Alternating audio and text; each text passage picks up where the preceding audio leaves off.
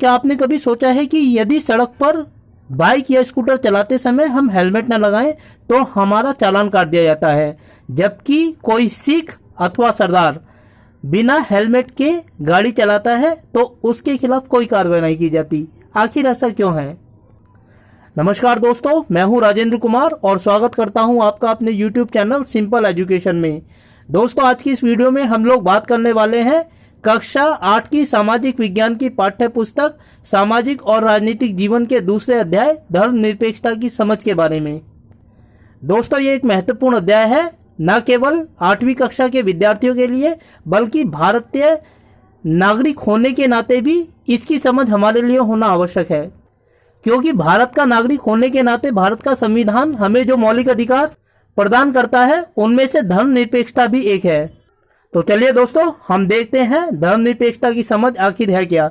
लेकिन वीडियो को शुरू करने से पहले मैं आपसे अनुरोध करना चाहूंगा कि यदि आप मेरी वीडियो पहली बार देख रहे हैं तो सबसे पहले मेरे चैनल को सब्सक्राइब करें, साथ ही बेल आइकन को प्रेस करें ताकि मेरी वीडियोस आपको सबसे पहले मिलती रहें। और यदि दोस्तों वीडियो अच्छी लगे तो वीडियो को लाइक करके अपने दोस्तों के साथ इसको शेयर कर दीजिएगा। दोस्तों, हम अपनी बात की शुरुआत करते हैं भारतीय संविधान की प्रस्तावना के साथ। भारत के संविधान में जो प्रस्तावना दी गई है उसमें कहा गया है कि भारत एक संपूर्ण प्रभुत्व संपन्न लोकतंत्र पंथनिरपेक्ष लोकतंत्रात्मक गणराज्य है। पंथनिरपेक्षों को ही धर्मनिरपेक्ष भी कहा जाता है। लेकिन सवाल उठता है कि आखिर पंथनिरपेक्षता या धर्मनिरपेक्षता है क्या? दोस्तों, पंथ निरपेक्षता का अर्थ होता है कि राज्य धर्म के मामले में किसी प्रकार का कोई हस्तक्षेप नहीं करेगा।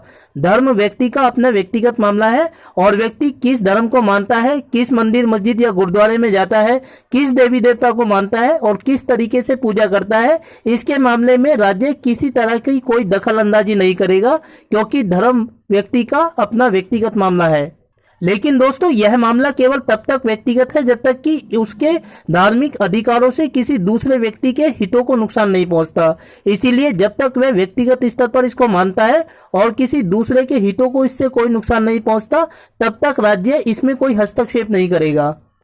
दोस्तों, ये जानना विशेषकर महत्वपूर्ण है कि दुनिया में जितने भी लोकतांत्रिक देश हैं उन सभी ने अपने आप को प्रजातांत्रिक और पंथ निरपेक्ष राज्य का चोला पहनाया है। अर्थात जो राज्य लोकतांत्रिक है वह धर्मनिरपेक्ष या पंथ निरपेक्ष राज्य भी होगा। यह पर्यायवाची माना जाता है वर्तमान समय में।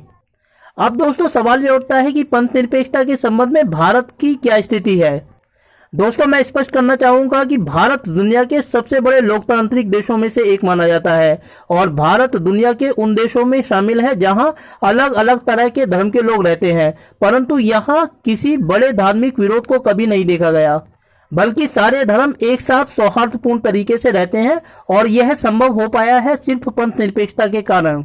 दोस्तों, सवाल यह उठता है कि पंथ निरपेक्षता के संबंध में भारत में क्या स्थिति को अपनाया गया है या किस नीति को अपनाया गया है। यदि हम भारतीय संविधान का गहनतापूर्वक अध्ययन करें तो हम पंथ निरपेक्षता के संबंध में 3 बातों का निष्कर्ष निकाल सकते हैं। इसमें नंबर 1 यह है कि कोई एक धार्मिक समुदाय किसी दूसरे धार्मिक समुदाय को दबाएगा नहीं, और दूसरा उपादान यह है कि एक ही धर्म के लोग उसी धर्म के दूसरे लोगों को नहीं दबाएंगे। और तीसरी बात दोस्तों जो सबसे ज्यादा महत्वपूर्ण है वह यह कि राज्य किसी धर्म को थोपेगा नहीं और ना ही लोगों को उनका धर्म मानने से रोकेगा। धर्मनिरपेक्षता के मामले में जो तीसरा बिंदु है यह बहुत महत्वपूर्ण है दोस्तों। यह बताता है कि भारत के राज्य का अपना कोई धर्म नहीं है, इसीलिए वह सभी लोगों के धर्मों को मान्यता प्रदान करेगा और किसी भी व्यक्ति को उसका धर्म मानने से रोकेगा नहीं। अभी हम उदाहरणों के माध्यम से समझेंगे कि ऐसा क्या है और किस रूप में हम इसे देख सकते हैं। दोस्तों, अभी हमने उदाहरण दिया था एक सरदार जी का जो हेलमेट नहीं लगाते हैं और 2 पहिया वाहन चलाते हैं। दोस्तों, हम जानते हैं कि ट्रैफिक कानूनों के अनुसार यदि कोई व्यक्ति 2 पहिया चालन का प्रयोग करता है तो उसे हेलमेट पहनना अनिवार्य है, परंतु यदि कोई सिख 2 पहिया चालन का प्रयोग करता है तो उसके लिए यह आवश्यक नहीं है कि वह हेलमेट लगाए, क्योंकि सिख धर्म के अनुसार पगड़ी बांधना सभी सिखों का धार्मिक कर्तव्य है, अधिकार है। ऐसे में यदि ट्रैफिक कानून के अंतर्गत सिख लोगों को यह कहा जाए कि उन्हें अपनी पगड़ी उतारकर बाल कटवाकर हेलमेट पहनना पड़ेगा क्योंकि उनकी सुरक्षा पहले है, तो यह धार्मिक कानूनों के साथ टकराव होगा, उनमें हस्तक्षेप करना होगा। इसीलिए सिख लोगों को इस मामले में छूट दी गई है कि यदि वे पगड़ी बांधते हैं तो उनके लिए हेलमेट पहनना अनिवार्य नहीं है। लेकिन यह कानून तभी तक है जब तक कि उन्होंने पगड़ी बांधी हुई है। दोस्तों, कुछ लोग ऐसे भी होते हैं जो सिख होते हैं परंतु अपने बाल वो कटवा देते हैं। ऐसे लोगों को मोना सरदार कहा जाता है। अगर मोना सरदार हेलमेट ना लगाए तो उसका चालान जरूर कटेगा, क्योंकि सिख धर्म के अनुसार केवल पगड़ी रखने वाले लोगों को ही बाल रखने की अनुमति दी गई है और ऐसे ही पगड़ी बांधने वाले सिखों को हेलमेट पहनने से छूट दी गई है, न कि उन सरदारों को भी दी गई है जिन्होंने अपने बाल कटवा दिए हैं और पगड़ी बांधना बंद कर दिया है। दोस्तों, इसके अलावा हम अपने स्कूलों में देखते हैं कि अनेक ऐसे धार्मिक त्योहारों की छुट्टी होती है जिनका हमें नाम तक नहीं पता होता और जिनका हमें कुछ लेना देना नहीं है। सवाल उठता है कि आखिर ऐसे धर्मों की क्यों छुट्टी प्रदान की जाती है जिनसे हमें कोई लेना देना ही नहीं है। दोस्तों, इसका कारण है भारत की धर्मनिरपेक्षता की नीति, क्योंकि धर्मनिरपेक्षता के अंतर्गत कहा गया है कि राज्य किसी व्यक्ति को उसका धर्म मानने से रोकेगा नहीं और न ही किसी व्यक्ति के ऊपर कोई धर्म थोपेगा। यदि ऐसे लोग जिनका त्योहार है और वो अल्पसंख्यक समुदाय से जुड़े हुए हैं, उनके त्योहार पर अगर छुट्टी न रखी जाए तो इसका मतलब यह होगा कि सरकार उनको उनका धर्म मानने से रोक रही है। इसीलिए पंथ निरपेक्षता की नीति के अंतर्गत अनेक ऐसे धार्मिक त्योहारों की छुट्टी की जाती है जिनका आम लोगों से कोई लेना देना नहीं होता है, बल्कि उनको मनाने वाले लोग, उनको सेलिब्रेट करने वाले लोगों की संख्या बहुत कम होती है। परंतु क्योंकि धर्मनिरपेक्षता की नीति के अंतर्गत कहा गया है कि भारत सरकार किसी भी व्यक्ति को उसका धर्म मानने से रोकेगी नहीं, इसीलिए सभी छोटे बड़े धार्मिक त्योहारों पर अक्सर सरकार के द्वारा अपने सरकारी ऑफिस और सरकारी विद्यालयों को बंद रखा जाता है ताकि लोग अपने धार्मिक त्योहारों को मना सकें। चलिए दोस्तों, थोड़ा सा आगे और बढ़ते हैं और देखते हैं कि भारतीय संविधान में धर्मनिरपेक्षता के लिए क्या प्रावधान किए गए हैं। दोस्तों, मैं इसके संबंध में मौलिक अधिकारों से संबंधित एक वीडियो बनाकर अपने YouTube चैनल पर शेयर कर चुका हूं। यदि आप मौलिक अधिकारों की गहन जानकारी चाहते हैं तो आप उस वीडियो को देख सकते हैं। भारतीय संविधान के अनुच्छेद 15 में यह कहा गया है कि धार्मिक आधार पर किसी भी व्यक्ति के साथ कोई भेदभाव नहीं किया जाएगा। अर्थात चाहे किसी धर्म को मानने वाले लोगों की संख्या कम है या ज्यादा है, उनके साथ किसी तरह की कोई भेदभाव नहीं किया जाएगा। इसकी व्यवस्था भारत के संविधान के अनुच्छेद 15 में की गई है और संविधान का अनुच्छेद 28 यह तय करता है कि राज्य द्वारा स्थापित शैक्षिक संस्थाओं में किसी भी तरह की धार्मिक शिक्षा नहीं दी जाएगी। इसीलिए दोस्तों, हम देखते हैं कि स्कूलों में जो विभिन्न प्रकार की प्रार्थनाएं करवाई जाती है उसमें किसी विशेष देवता, अल्लाह, गुरुद्वारे के सिखों का कभी नाम नहीं लिया जाता, बल्कि उसमें एक सुपरनेचुरल पावर की बात की जाती है, क्योंकि इस तरह की सुपरनेचुरल पावर्स दरअसल धर्मनिरपेक्षता से जुड़ी हुई है, किसी खास धर्म की पैरवी नहीं करती, बल्कि इनको विभिन्न धर्मों में अलग अलग नामों से पुकारा गया है। लेकिन दोस्तों, भारत के संविधान के अनुच्छेद 30 में यह बात भी कही गई है कि अल्पसंख्यक लोग अपनी शिक्षा को बढ़ावा देने के लिए अपने धार्मिक शैक्षिक संस्थान खोल सकते हैं।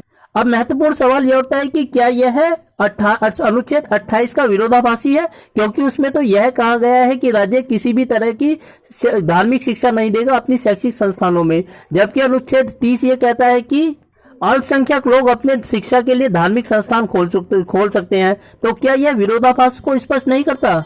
नहीं दोस्तों, यह किसी तरह के विरोधाभास को प्रकट नहीं करता, बल्कि यह दिखाता है कि भारत में अल्पसंख्यक धार्मिक समुदायों को भी विशेष अधिकार प्रदान किए गए हैं। संविधान को लिखने वाले लोगों का यह मानना था कि यदि अल्पसंख्यक लोगों को उनकी संस्कृति और शिक्षा को संरक्षित करने का अधिकार नहीं दिया गया तो वे बहुसंख्यक आबादी के बोझ तले दब जाएंगे।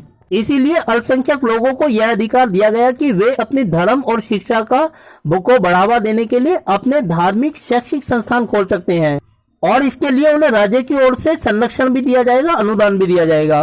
दोस्तों, मौलिक अधिकारों के अंतर्गत हमने देखा था कि भारत में मौलिक अधिकारों के अंतर्गत यह व्यवस्था की गई है कि यदि किसी व्यक्ति को उसके मौलिक अधिकार प्राप्त नहीं होते हैं तो वह न्यायालय का दरवाजा खटखटा सकता है। लेकिन एक सवाल ऐसा आता है कि मान लीजिए जिस व्यक्ति के मौलिक अधिकारों का हनन किया जा रहा है उसे इस बात की जानकारी ही ना हो कि इसके लिए न्यायालय की व्यवस्था की गई है, तब क्या हो?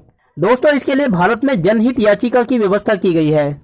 जनहित याचिका का मतलब यह होता है कि जिस व्यक्ति के मौलिक अधिकारों का हनन किया जा रहा है उस व्यक्ति की ओर से कोई तीसरा व्यक्ति न्यायालय में उसके अधिकारों के लिए याचना कर सकता है और इसी चीज को जनहित याचिका कहा गया है। इसीलिए दोस्तों, हम देख सकते हैं कि भारत की धर्मनिरपेक्षता एक विशेष तरह की धर्मनिरपेक्षता है। इसके अंतर्गत केवल अल्पसंख्यकों के अधिकारों को ही सुरक्षित नहीं किया गया है, बल्कि सभी लोगों को समान मानकर उनके साथ व्यवहार करने की नसीहत भी पेश की गई है। तो दोस्तों, इस वीडियो में हमने बात की कक्षा 8 की सामाजिक एवं राजनीतिक जीवन के दूसरे अध्याय धर्मनिरपेक्षता की समझ के बारे में। मैं उम्मीद करता हूं कि आपको वीडियो अच्छी लगी होगी और साथ ही आपसे अनुरोध करता हूं कि यदि आपको वीडियो अच्छी लगी तो आप वीडियो को शेयर करें, चैनल को सब्सक्राइब करें और लाइक करें। और साथ ही ऐसी वीडियोस के लिए बने रहें मेरे साथ मेरे यूट्यूब चैनल सिंपल एजुकेशन पर। आपका बहुत बहुत धन्यवाद दोस्तों।